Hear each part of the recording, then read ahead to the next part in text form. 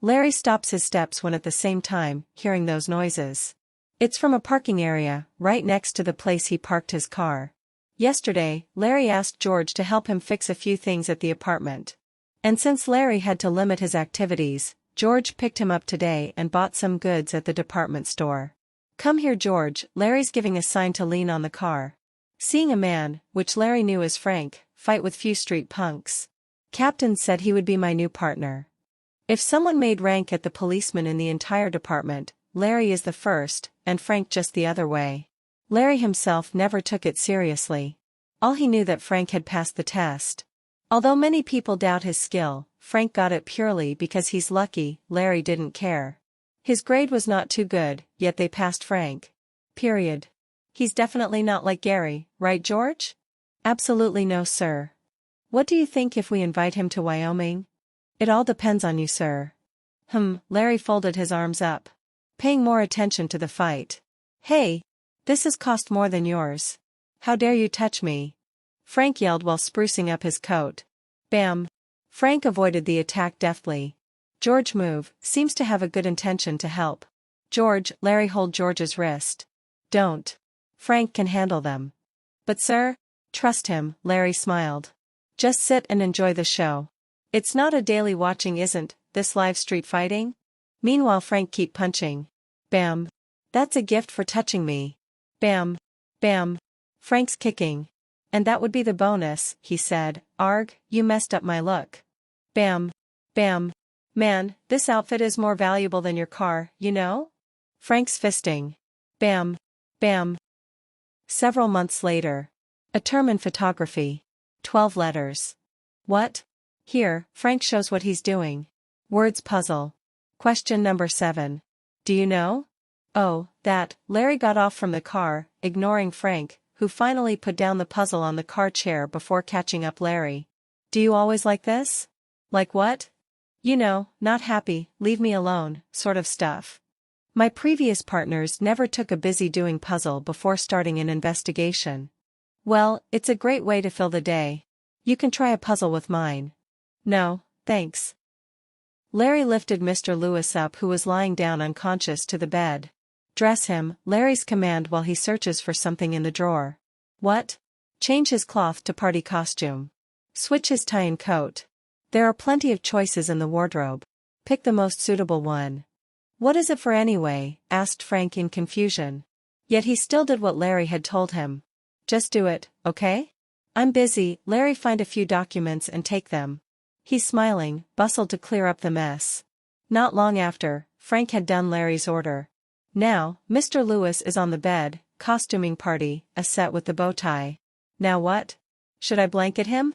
No, let him that way. You better take his clothes to the bathroom. Frank raised his shoulders.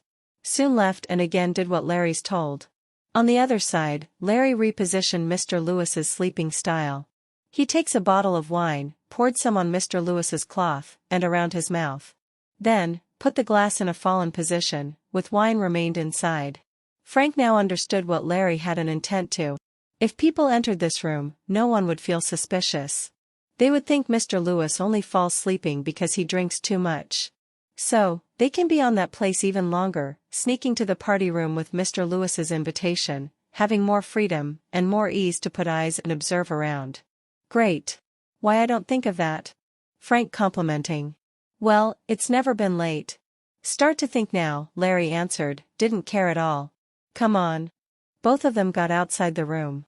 Even now, I'm thinking, Frank replied, trying to walk beside Larry, thinking why you always got the idea so fast? Larry looked toward Frank, knocking his temple. Use your brain. Frank put on a sour face. Let's go, Larry said, we don't have time forever. To the control room. There, Larry and Frank stupefied two guards easily. Almost with no resistance. Larry then sits in front of the control panel. He smiles. Good, Larry looking at the buttons and TV screens, I'd love to have a chance practicing Mr. Najiro's lesson in duty. 20 years are not a quick time. I hope I can remember it. You should. You have a photographic memory, right? Frank sits right next to Larry. What will we do?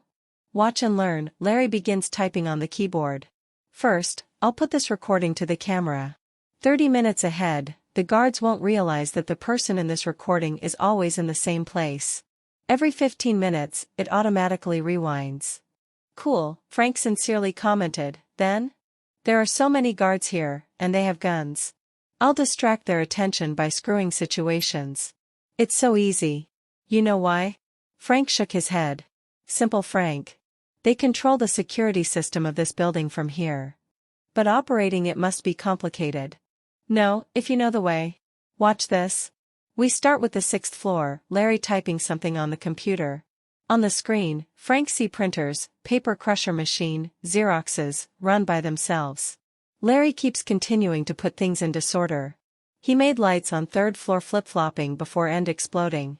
Making the stereo on the 1st floor sounded, the coffee maker blows, the fire alarm ring. People are panic, running in a scramble to get out of the building. The guards spread to check what's going on.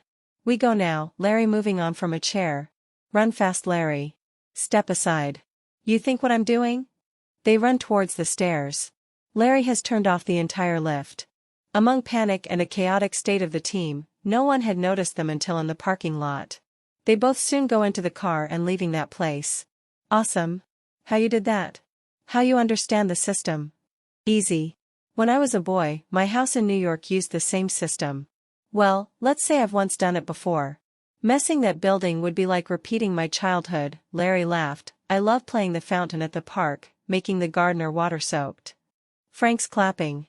You did that? Then he laughed. My dad then forced me to obey the new rule, to not playing in the control room. He said he was worried one day I would make the entire house exploding. What a play, hilarious one. Yeah, I had a wonderful time as a child. I did also play with Captain Brock. At the time, he was still a sergeant. You knew Brock since a child? He's my father's comrade. I was playing cops with him years ago. He let me play with handcuffs, to open the lock without a key, or guessing words. I remembered I've used the handcuffs on George so he could not hide my presence in a treasure game. Frank smiles widely. If I were your father, your punishment would be bad. Luckily, you are not. You must be hard to deal with when you were a boy. Nope, Larry denied, I was a smart prince. Frank laughed, I'm happy finally finished this case.